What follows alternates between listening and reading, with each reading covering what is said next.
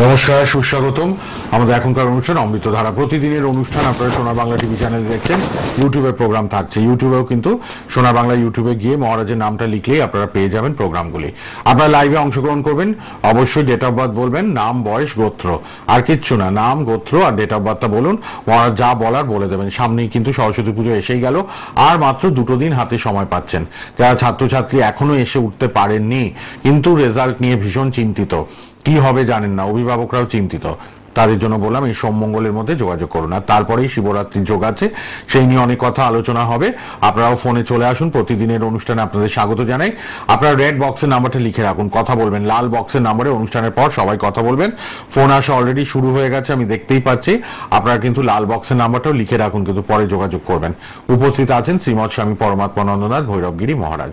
মহারাজ নমস্কার, প্রণাম, স্বাগত আপনাকে। সরস্বতী মহাভাগে বিদ্যে কমললোচনে বিশ্বরূপে বিশালাক্ষী বিদ্বাং দেহি নমস্তুতে। বসন্তের আগমন, পলাশপ্রিয়ার আরাধনা। তিনি শুধু পলাশপ্রিয়া নন, তিনি বিদ্যার অধিষ্ঠাত্রী। স্বভাবতই ছাত্রছাত্রীদের একান্ত নির্ভরের জায়গা মা সরস্বতীর শ্রীচরণ। আর শ্রী পঞ্চমী তিথিতে সরস্বতী পূজা বাঙালির দীর্ঘদিনের একটি ঐতিহ্য। তবে মনে রাখতে হবে, সরস্বতী পুজোর দিনটা যেমন খাগের কলম প্রতি বছরের মতো আমরা পাই, সেই রকম খাগের কলম সংগ্রহ করার দিন। যে খাগের কলম কিনা আমাদের বিদ্যায় বাধা কাটায়, যে কোনো রকম ইন্টারভিউতে, পরীক্ষায় সাফল্য নিয়ে আসে, আমাদের পরীক্ষাগুলোতে নিশ্চিতভাবে উতরে যাবার একটা প্রমিতি যোগায়। তার পাশাপাশি সরস্বতী কবচ, বিদ্যাবতী কবচ, নীল সরস্বতী কবচ, তারও জন্য কিন্তু শ্রী পঞ্চমী তিথি সরস্বতী পুজোর দিনটা অত্যন্ত গুরুত্বপূর্ণ। আপনারা অনেকেই জানেন সরস্বতী পুজো হয় কিসে না, পঞ্চমীতে। এই পঞ্চমীকে কি বলা হয়? বসন্ত পঞ্চমী। বসন্ত পঞ্চমীতে প্রাচীন ভারতবর্ষে উদযাপিত হতো বসন্ত উৎসব।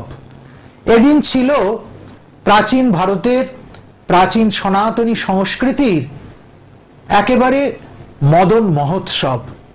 অর্থাৎ যারা চাইছেন বশীকরণ, যারা চাইছেন প্রিয়জনকে আবার তার জীবনের কেন্দ্রবিন্দুতে ফিরিয়ে নিয়ে আসতে, কিংবা বিরহ থেকে যারা অব্যাহতি চাইছেন, সেই প্রিয় বিরহের অব্যাহতির তিথি। সোজা কথায় মনের মানুষকে ফিরে পাওয়া, খুঁজে পাওয়া, আবার তার দিকে এগোনোর মতো পলাশের আগুন জ্বালিয়ে জীবনের রক্তিম মহোৎসবকে বরণ করে নেওয়া। তার জন্য কিন্তু এই তিথিটার গুরুত্ব অত্যন্ত প্রয়োজনীয়। যারা চান বশীকরণ, যারা চান এমন কাম মোহিনী কবচ বা আকর্ষণ ক্রিয়া, তাদের জন্য কিন্তু সরস্বতী পুজোর তিথি ভীষণ ভীষণ গুরুত্বপূর্ণ। একেবারে তন্ত্রোক্ত প্রয়োগ, প্রাণতোষিনী তন্ত্রের প্রয়োগ, কিংবা ক্রিয়োডিস তন্ত্রের প্রয়োগ, কিংবা উড্ডামহেশ্বরের প্রয়োগ এই বশীকরণের ক্ষেত্রে, এগুলোর জন্য বিহিত তিথি শ্রী পঞ্চমী। আমরা চতুর্দশী, অমাবস্যা, অষ্টমী নিয়ে মাথা ঘামাই, কিন্তু ঘামাই না প্রাচীন ভারতের সংস্কৃতি নিয়ে। এই সংস্কৃতিতে মদন মহোৎসবের তিথি সরস্বতী পুজোর শ্রী পঞ্চমী তিথি। তাতে নিশ্চিতভাবে শ্রীমন্দিরে, আমাদের মন্দিরে অনুষ্ঠিত হবে বিভিন্ন বশীকরণ ক্রিয়া। তার পাশাপাশি আর একটু কথা না বললে অনুষ্ঠানের শুরুয়াতটা ঠিক যথাযথ হয় না। এই পঞ্চমীটির নাম কি? শ্রী পঞ্চমী, শ্রীযুক্ত পঞ্চমী। এখানে শ্রী লক্ষ্মী বাচক। ঠিক সরস্বতী পুজোর আগের দিন বাংলার গণেশ পূজার তিথি।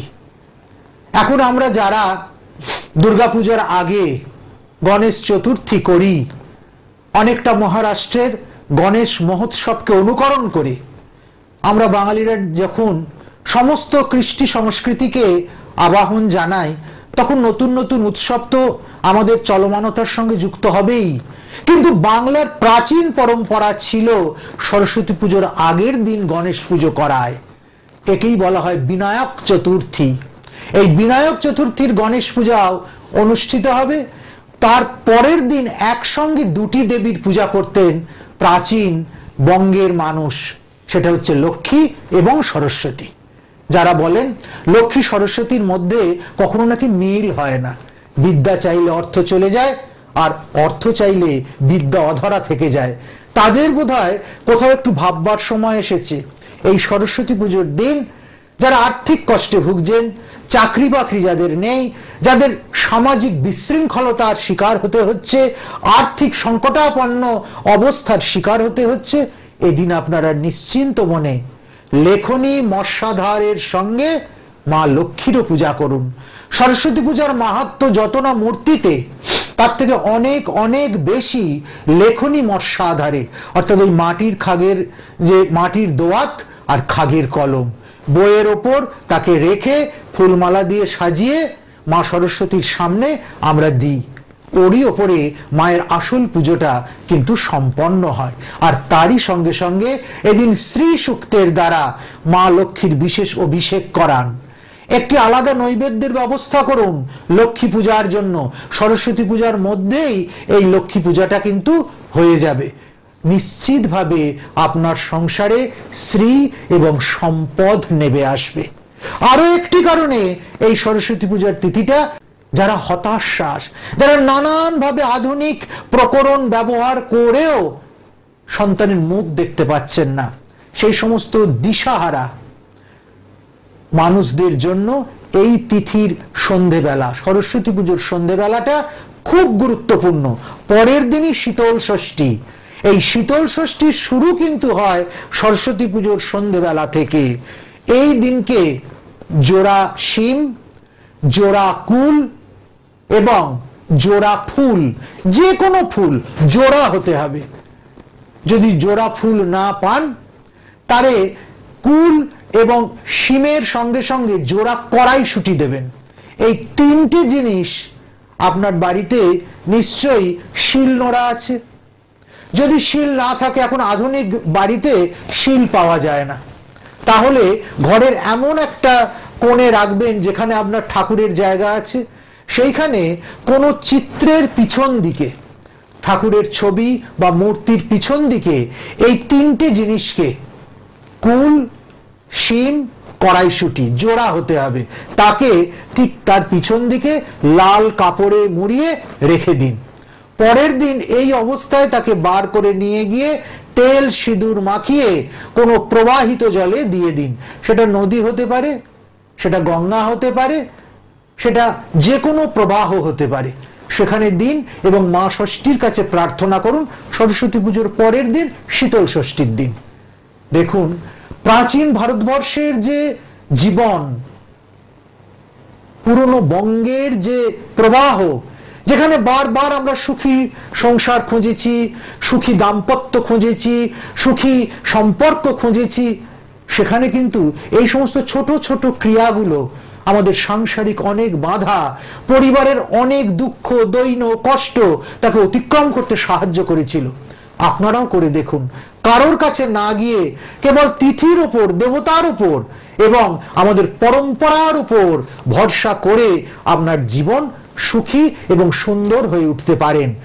এছাড়াও যারা চাইছেন যে এই তিথিতে এমন একটা কিছু ধারণ করি যেটা আমাদের নিশ্চিতভাবে সন্তান সম্ভাবনাকে উজ্জ্বল করবে, তাদের জন্য কিন্তু শ্রী পঞ্চমী তিথির ক্রিয়া অত্যন্ত গুরুত্বপূর্ণ। শুধু প্রয়োজন আশ্রমে যোগাযোগ করা। আশ্রমের ফোন নাম্বারে যদি যোগাযোগ করতে পারেন, তাহলে নিশ্চিতভাবে আপনার জীবনের অনেক দুঃখ, অনেক যন্ত্রণার অবসান হতে পারে। শ্রী পঞ্চমী, সরস্বতী পুজো আর দুটো দিন হাতে, সোমমঙ্গলের মধ্যে যোগাযোগ করুন মহারাজের আশ্রম মন্দির। একটু ফোন নিয়ে নি, তারপর আবার আলোচনা আসবো। রেড বক্সের নাম্বার খোলা, অনুষ্ঠানের পর লাল বক্সের মোবাইল নাম্বারে ফোন করবেন সবাই। কে আছেন বলুন? হ্যালো, নমস্কার মহারাজ। হ্যাঁ বলুন। তনয় চ্যাটার্জি, আচ্ছা, কোথা থেকে বলছেন? আমি বলুন, ডেট অফ বার্থ আর গোত্র মহারাজকে বলুন। Date of birth 27/9/1992। হ্যাঁ, কাশ্যপুত্র। বাবা, আর্থিক দিক, বিশেষ করে চাকরি বাকরি কর্মক্ষেত্রটা খুব ভাবাচ্ছে, তাই না? হ্যাঁ মহারাজ। হ্যাঁ, কোথাও চাকরির চেষ্টা করছো বা কোথাও চাকরিতে আছো? চেষ্টা করছি মহারাজ। হ্যাঁ, কেন বললাম তোমার কর্মযোগ শুরু হয়েছে, কিন্তু রবি শুক্রের প্রতিবন্ধকতায় এটা পেছিয়ে যাচ্ছে ক্রমশ। দারিদ্র যোগ আছে কর্মক্ষেত্রে, তোমার রবি বসে থাকাতে তার সঙ্গে যে শুক্র রয়েছে সেটা অস্তমিত হয়ে গেছে, এবং রবি শুক্রর যোগ হওয়াতে দারিদ্র যোগ হয়েছে। এইটাকে কাটিয়ে ফেলতে হবে। ইতিমধ্যে কর্মযোগ যে শুরু হয়েছে সেটা ফলদায়ী হচ্ছে না কেবলমাত্র এই দারিদ্র যোগের জন্য। এটাকে কাটিয়ে ফেলো, দেখো নিশ্চিতভাবে ভালো হবে। সামনেই কিন্তু শ্রী পঞ্চমীর যোগ, তারপরেই শিবরাত্রি যোগ। এই সমস্ত বড় বড় যোগগুলো চলে যেতে দিও না। এর মধ্যে আশ্রমে যোগাযোগ করে কি উপায় ভালো হতে পারে সে বিষয়ে আরো বিস্তারিত জেনে নাও। শ্রী শ্রী ব্রহ্মময়ী কালীবাড়ি 4/2/B শীতলা মাতা লেন, নপাড়া, বরানগর, কলকাতা 90। আপনারা চলে আসবেন, মেট্রো করেও নোয়াপাড়া নামতে পারেন, অথবা আপনারা কিন্তু ডানলপ থেকে একটু এগোলেই কিন্তু এই নোয়াপাড়া আপনারা চলে আসুন বরানগরে মহারাজের আশ্রম মন্দিরে। আর পরেই কিন্তু শিবরাত্রির যোগটা আছে। সরস্বতী পুজো কাটলেই শিবরাত্রির যোগ। প্রতি বছরের মতো এই বছরেও কিন্তু বিভিন্ন সমস্যার সমাধান হবে। তন্ত্রপ্রয়োগ, তন্ত্রক্রিয়া হবে, রুদ্রাভিষেক হবে, অভিষেক ক্রিয়া হবে। আপনারা যোগাযোগ করুন। রেড বক্সের নাম্বার, লাল বক্সের নাম্বার সবার জন্য খোলা। কে আছেন বলুন? হ্যালো, হ্যালো, হ্যাঁ বলুন, কোথা থেকে কে বলছেন? আমি চাকদা থেকে চাকদা থেকে দেবযানী দে। বলুন ডেট অফ বার্থ, গোত্র মহারাজকে। 22/4/1998 আর পুত্র 8/2। আচ্ছা, দেবযানী, চাকরি বাকরির জন্য খুব ব্যগ্রতা, তাই না? হ্যাঁ, হ্যাঁ, কিন্তু মা, কর্মস্থানে তোমার শনি বসে রয়েছে। এমনিতেই শনি অত্যন্ত কুদৃষ্টি দিচ্ছে, ক্রূরগ্রহ হিসেবে, বক্রী হিসেবে তোমার পক্ষে শুভ কারক নয়। তার উপর কর্মস্থানে বসে থাকাতে কর্মের জায়গাটাকে একেবারে নষ্ট করে দিয়েছে। বহু চেষ্টা করলে একদম মুখের কাছে এসে বড় বড় সুযোগ তোমার হাতছাড়া হয়, তাই না মা? হ্যাঁ, হ্যাঁ দাদা। হ্যাঁ, ইমিডিয়েট শ্যামা কবচ ধারণ করো। দেখো, চাকরির জন্য যে সমস্তগুলো ধারণ হয় সেগুলো একটাও বললাম না, আমি বলছি শ্যামা কবচ ধারণ করো। দক্ষিণাকালী কবচ, এই দক্ষিণাকালী কবচ শনি থেকে স্ট্রং করবে। তোমার কেবলমাত্র চাকরির সমস্যা মেটাবে তাই নয়, তোমার মনোকষ্ট দূর করে দেবে। তুমি সবসময় একটা মনোকষ্টে ভোগো। হবে হবে, অধৈর্য হলে হবে না মা। এই যেরকম বলছি এইভাবে প্রতিকারটা করো। শনিটাকে আপ করতে হবে, তাহলে মনোকষ্টও যাবে, অর্থ কষ্টও যাবে, চাকরিও হবে, সব দিক থেকে জীবনটা সুখের, সুন্দর এবং আনন্দের হবে। একটু মোবাইল নাম্বারে ফোন করে নিন, অনুষ্ঠানের পর যোগাযোগ করে নিন সবাই। সমস্যা থাকলে সেগুলো ঠিক করারও রাস্তা আছে, মহারাজ সেটা বলে দেন। তন্ত্র প্রয়োগে, বৈদিক মতে সবকিছুই মহারাজ বলেন। পণ্ডিত সাধক মহারাজ, শাস্ত্রজ্ঞ পণ্ডিত, তার কথা শুনলেই বোঝেন তিনি পণ্ডিত প্রভু তন্ত্রশীত গবেষক, কুলাবধূত বিরাচারী সাধক এবং রামকৃষ্ণ মিশনের ছাত্র এবং প্রাক্তন শিক্ষক, প্রেসিডেন্সি কলেজের ফার্স্ট ক্লাস ফার্স্ট স্টুডেন্ট তিনি, এবং তন্ত্র শিক্ষাদান এবং তান্ত্রিক অভিষেক ক্রিয়া অদ্বিতীয়, এবং বহু গ্রন্থ তার প্রকাশিত, বহু গ্রন্থ পাঠ করছেন তার ভক্ত শিষ্যরা, আশ্রম মন্দির থেকে নিচ্ছেন এবং বই পাড়ায় তো পাওয়া যাচ্ছেই। অবশ্যই আপনারা যোগাযোগ করবেন। চ্যালেঞ্জ গ্যারান্টি সহ সমস্যার সমাধান করছেন মহারাজ। বশীকরণ বিদ্যায় বিশেষ পারদর্শী, অবাধ্য সন্তান বশীকরণেও মহারাজ বিশেষ পারদর্শী। আপনারা রেড বক্সের নাম্বার দুটো লিখুন, কথা বলবেন 9674469844 এবং 9836570083। যারা আশ্রম মন্দিরে আসবেন 11টা থেকে 2টো সকালে এবং বেলা 3টে থেকে 6টার মধ্যে চলে আসবেন। শ্রী শ্রী ব্রহ্মময়ী কালীবাড়ি 4/2/B শীতলা মাতা lane, Noapara, Baranagar, Kolkata 90। Phone number সঙ্গে নিয়ে বেরোবেন সবাই। সামনে সরস্বতী পুজো, আর দুদিন হাতে যারা রেজাল্ট ভালো করতে চাইছেন খাগের কলম নেবেন পরীক্ষায় সফলতার জন্য, এবং তারপরেই শিবরাত্রি আসছে। শিবরাত্রির যোগেও সবাই যোগাযোগ করতে পারবেন। কে আছেন বলুন এবার? হ্যালো, মাত্র 1000 টাকা মহারাজ। আমরা 10 বছর 12 বছর বলছি, 1000 টাকায় মাত্র খাগের কলম আপনারা পাচ্ছেন। হ্যাঁ বলুন, কে আছেন বলুন? হ্যালো, আমি ডাক্তার বলছিলাম, বিশাল। হ্যাঁ বলুন, নিজের জন্য? হ্যাঁ, আমি আমার জন্য বলতেছি। জন্ম তারিখ, গোত্রটা মহারাজকে একটু বলুন। হ্যাঁ হ্যাঁ, 17/9/1996। আচ্ছা, 17/9/96, গোত্র আজিমান গোত্র। আচ্ছা, শুনুন এবার বাবা, মহারাজ কি বলেন। মাঝে মাঝে খুব ভুগছো না? হ্যাঁ হ্যাঁ, আর সেই সঙ্গে সঙ্গে চতুর্দিকে অহেতুক শত্রুতা ফেস করতে হচ্ছে, তাই তো বাবা?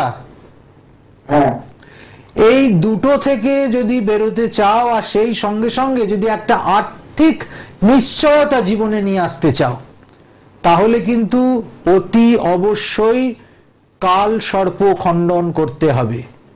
কাল সর্প, তোমার কর্কটক কাল সর্প যোগ হয়েছে।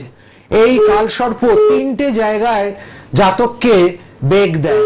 এক হচ্ছে তার আর্থিক দিকটা, দুই হচ্ছে তার শারীরিক দিকটা, আর তিন হচ্ছে তার মিত্রতার দিকটা। অর্থাৎ শত্রু বাড়বে, আর্থিক অনটন আসবে, কাজকর্মের ব্যাপারে, মনঃসংযোগের ব্যাপারে তার ক্ষতি হবে। ইমিডিয়েট কর্কটক কাল সর্পের নিরাকরণ করো। ভালো কাউকে দিয়ে এই ক্রিয়া করাতে হবে। তবে তার জন্য কিন্তু সামনের যে সরস্বতী পূজার তিথি সেটা উপযুক্ত নয়। কালসর্প খণ্ডনের জন্য চতুর্দশীর ক্রিয়া অত্যন্ত গুরুত্বপূর্ণ এবং অষ্টমীতেও এটা হতে পারে। সবার আগে আশ্রমের সঙ্গে যোগাযোগ স্থাপন করো, একটু ফোন করে জেনে নাও কিভাবে কি হতে পারে, তারপর সেই মতো ক্রিয়াকাণ্ড করলে আমার মনে হয় তুমি মুক্তির পথ পেয়ে যাবে। একটু যোগাযোগ করে নিন রেড বক্সের নাম্বারে অনুষ্ঠানের পর। হ্যাঁ বলুন, কোথা থেকে কে বলছেন? হ্যালো, সোদপুর থেকে বলছি। সোদপুর? হুম। আচ্ছা, নিজের জন্য তো? হ্যাঁ, না ছেলে বলুন। তাহলে ছেলের নাম, জন্ম তারিখ, গোত্র বলুন। তো এখনো ঠিক করা হয়নি। হ্যাঁ, জন্মটাই 9 জানুয়ারি, শুভজিৎ শাহ। কোন সালে জন্ম? 9 জানুয়ারি 2007। 2007। আপনাদের গোত্রটা কি? গোত্র? আলিমান করতে। আচ্ছা, হ্যাঁ। মা, ছেলে কিন্তু মানসিক দিক থেকে ভীষণ চঞ্চল, অস্থির চিত্ত, তাই না? আলিমান করতে। হ্যাঁ, এবার শুনুন মন দিয়ে মহারাজ কি বলছেন, ফোনে শুনুন, ফোনে উত্তর দিন। খুব অস্থির চঞ্চল আপনার ছেলে, তাই তো? হ্যালো, হ্যাঁ হ্যাঁ। ঠিক আছে, আপনি ফোন রেখে টিভিতে শুনুন, মহারাজ বলে দিচ্ছেন। আচ্ছা, পড়াশোনার ব্যাপারে একটু জিজ্ঞেস করবো। সেটাই তো বলতে আমি যাচ্ছেন তো মহারাজ। বলতে যাচ্ছি মা, অস্থির ছেলে চঞ্চল। যত না অস্থির তার থেকে তো তুমি মা বেশি মা অস্থির। অন্যমনস্ক। তা তোমার ছেলে সে অস্থির হবে, এর আর কি প্রতিকার কিছু করা যাবে না। আগে তোমার প্রতিকার করতে হবে, তোমাকে স্থির হয়ে বসতে হবে। না হলে কি করে হবে মা বলো? তুমি অস্থির হয়ে হয়ে পাগল পাগল হয়ে ঘুরে বেড়ালে ছেলে কি করবে? ইমিডিয়েট তোমরা গোষ্ঠী শুদ্ধ ধ্যান অভ্যাস করো, একদম সবাই মিলে। তাতে মনটা ঠান্ডা হবে। আর স্থির হবে। ছেলের বুধ এবং চন্দ্রের প্রতিকার করাও। চন্দ্র ওর বক্রী, বুধটা অস্তমিত হয়ে গেছে। এই দুটো প্রতিকার যদি করতে পারো, সোদপুর তেমন কিছু বেশি দূরে নয়, প্রচুর মানুষ আশ্রমের আসেন কাছাকাছি একবারে আশ্রমে এসে যোগাযোগ করো। কিভাবে চন্দ্র এবং বুধের প্রতিকার করলে ছেলে এই সমস্ত অস্থিরতা থেকে মুক্তি পাবে সে বিষয়ে ডিটেলসে আমরা পথ নির্দেশ করে দেব। আর সবার আগে মা তুমি ঠান্ডা হও। ঠিক আছে, বুধ বৃহস্পতি প্রতিকার করান ইমিডিয়েট রেড বক্সের নাম্বারে। বৃহস্পতি আবার চন্দ্র, বৃহস্পতি আর চন্দ্র বলেন। এই বুধ আর চন্দ্র। বুধ আর চন্দ্রের কিন্তু প্রতিকার দরকার এই বাচ্চাটির। আপনি ইমিডিয়েট আশ্রমে একটু যোগাযোগ করুন রেড বক্সের নাম্বারে, অনুষ্ঠানের পর কথা বলে নিন প্লিজ। হ্যাঁ, বাচ্চা তো এখন 2007 মাধ্যমিক দিয়েছে, অনেকটা জীবন পড়ে আছে, পড়াশোনার দিকটা ঠিক করে নিতে হবে। একটু মহারাজের সঙ্গে যোগাযোগ মাধ্যমিকে খুব করুন। ভালো হবে না রেজাল্ট, বলেই দিলেন মহারাজ, খুব কিন্তু অ্যাভারেজ, মানে মনে মতো হচ্ছে না। একেবারেই হবে না। তাহলে আপনি কিন্তু ইমিডিয়েট রেড বক্সের নাম্বারে যোগাযোগ করবেন অনুষ্ঠানের পর। কে আছেন বলুন? হ্যালো, হ্যাঁ হ্যালো। হ্যাঁ বলুন, কোথা থেকে কে বলছেন? আমি বড় বলছি। বরানগর? হ্যাঁ। এই তো মহারাজের আশ্রম মন্দিরের পাশেই থাকেন, তাহলে বরানগরই তো আশ্রম। বলুন কার জন্য? আমার ছেলের জন্য। বলুন ছেলের নাম, ডেট অফ বার্থ, গোত্র বলুন। ছেলের নাম হচ্ছে আফতার চ্যাটার্জি। হ্যাঁ, ডেট অফ বার্থ হচ্ছে 11 সেপ্টেম্বর। আচ্ছা 1996। আচ্ছা, গোত্র? কোথায় বাবা? হ্যাঁ, বরানগর কোথায়? কোথায় বাড়ি? বাড়ি বড় আমরা এখানে ওই কাঠমন্দির ওখানে। আচ্ছা, ছেলে কাজকর্মের কোনো চেষ্টা করছে? ছেলে হ্যাঁ, ছেলে এক কাজকর্ম করছে, কোথায়? একটা জায়গায় করে। আচ্ছা, কেন জিজ্ঞেস করলাম, ওর কিন্তু মন মতো বা যোগ্যতা মতো কার্য হবে না, কাজ হবে না, সেরকম কিছু বোঝা যাচ্ছে? মনের মতো কাজ পায় না। তাই তো, যাকে যা বলেন মিলবেই, মহারাজ যা বলেন।